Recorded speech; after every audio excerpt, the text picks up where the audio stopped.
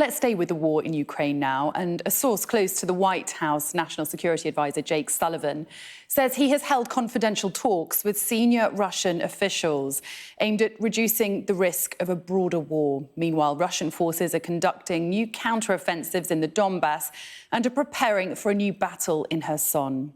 Well, joining me now is our defence and security analyst, Michael Clarke. Hi to you, Michael. Thanks for joining us. So these reports of potential talks between the US and Russia on the use of strategic nuclear weapons, how different is that from the back channels that we know exist already regarding nuclear weapons between Washington and Moscow? Yeah, I mean, these back channels, take place all the time. These sorts of communications are fairly standard. So Jake Sullivan is the National Security Advisor in Washington, and so he's an important insider. He's an important character in this respect. And Jake Sullivan, quite a youngish guy, actually, but he's very influential with Joe Biden and the team.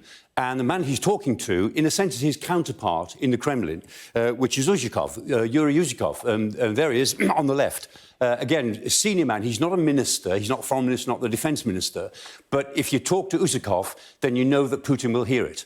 And what they are talking about, I think, is make sure that there are no accidents. In all crises, accidents tend to happen. Cuba crisis 80 years ago, this last month just passed, was full of near misses, full of accidents. And so what they're saying is, let's make sure that there are no accidents. But also, they're saying, I'm fairly sure, don't misunderstand us. The Americans will be saying to the Russians, through Uzhikov, don't even think about nuclear use. Don't even think about it, because we've gamed it out. We know what we will do, and we will react very, very strongly. They may specify what they'll do, maybe they won't.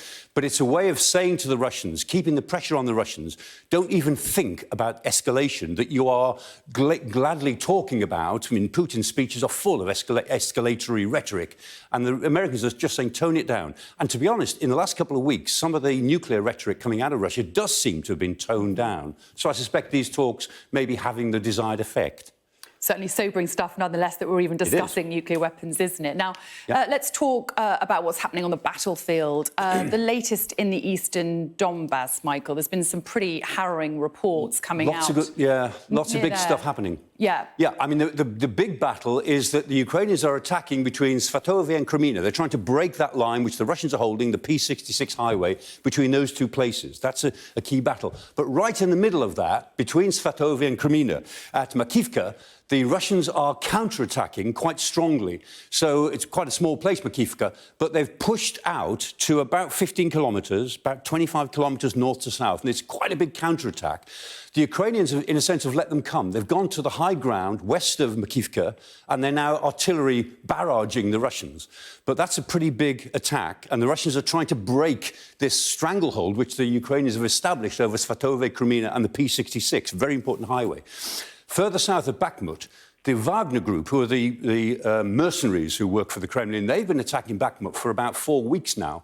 Very, very powerful attacks, but they still haven't taken it. And we know from what's been happening at Bakhmut, they've got convicts in the front line, they've got mobilised men behind them and regulars behind them. And the regulars in the third line are known as the barrier troops, and their job is to shoot any of the convicts or the mobilised men who retreat.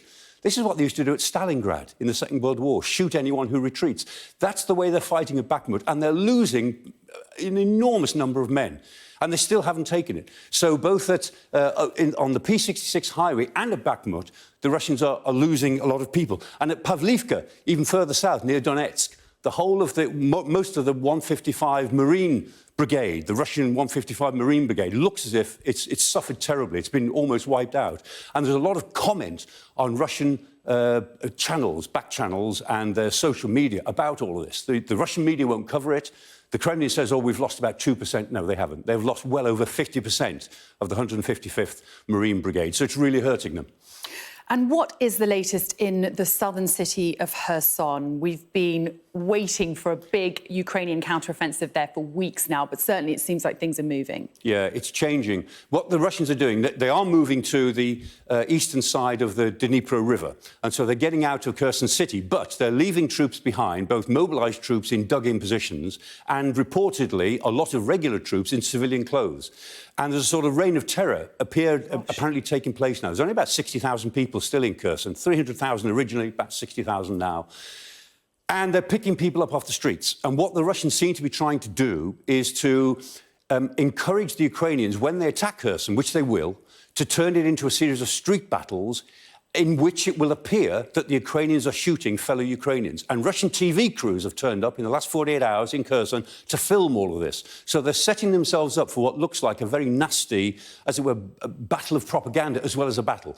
And meanwhile, the Ukrainians are moving against Novokhovka.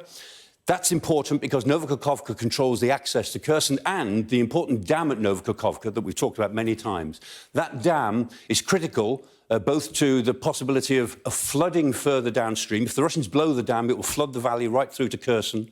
I mean, it would take about 19 hours for the flood waters to get to the Black Sea, but they will get there. But also, it will cut off the canal, the main canal that runs from the dam right down to Crimea to supply water to Crimea. So it's a big thing to do.